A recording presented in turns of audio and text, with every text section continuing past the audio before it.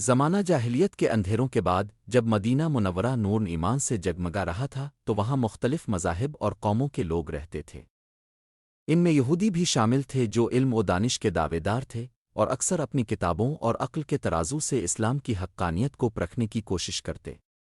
مگر ان کی نگاہوں کے سامنے جب نبی آخر الزماں اور آپ کے تربیت یافتہ اصحاب کی روشن زندگی تھی تو وہ اکثر دل ہی دل میں مان بھی جاتے لیکن زبان سے اقرار کرنے میں ہچکچاتے۔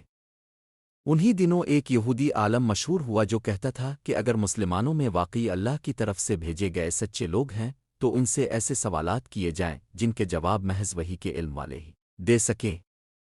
اس نے طے کیا کہ وہ حضرت علی کرم اللہ وجہ کے سامنے آ کر سوالات رکھے گا کیونکہ وہ جانتا تھا کہ نبی کریم کے بعد سب سے زیادہ حکمت بصیرت اور علم جس کے پاس ہے وہ علی ہے۔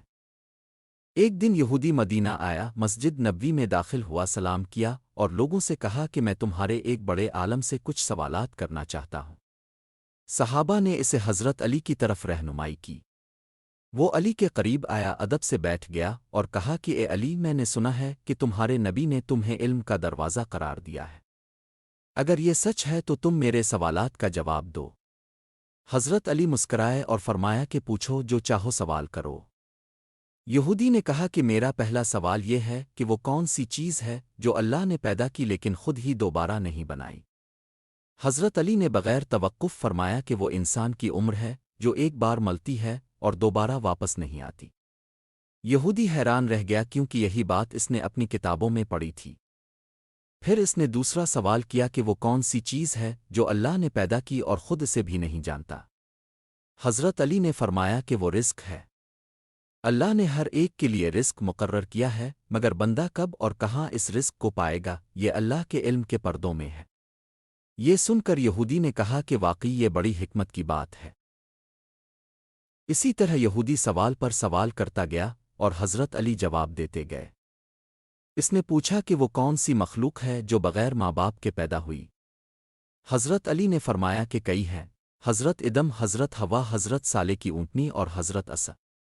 یہودی پھر دم بخود ہو گیا۔ اس نے کہا کہ اے علی، تمہارے جوابات بالکل اس علم کے مطابق ہیں جو ہمارے پاس ہے۔ ایک اور موقع پر اس نے سوال کیا کہ دنیا میں سب سے وزنی چیز کیا ہے؟ حضرت علی نے فرمایا کہ ایمان سب سے وزنی ہے۔ اس نے کہا کہ سب سے ہلکی چیز کیا ہے؟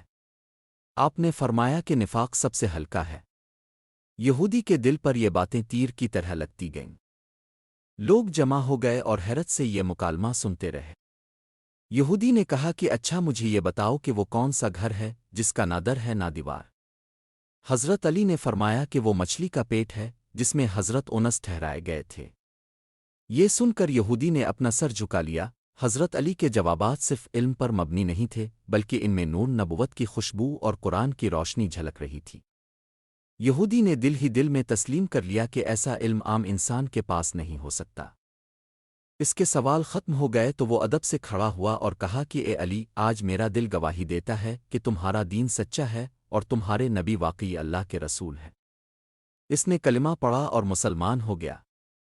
اس واقعے کے بعد مدینہ میں یہ چرچا ہونے لگا کہ علم کا سمندر حضرت علی کے سینے میں موزن ہے۔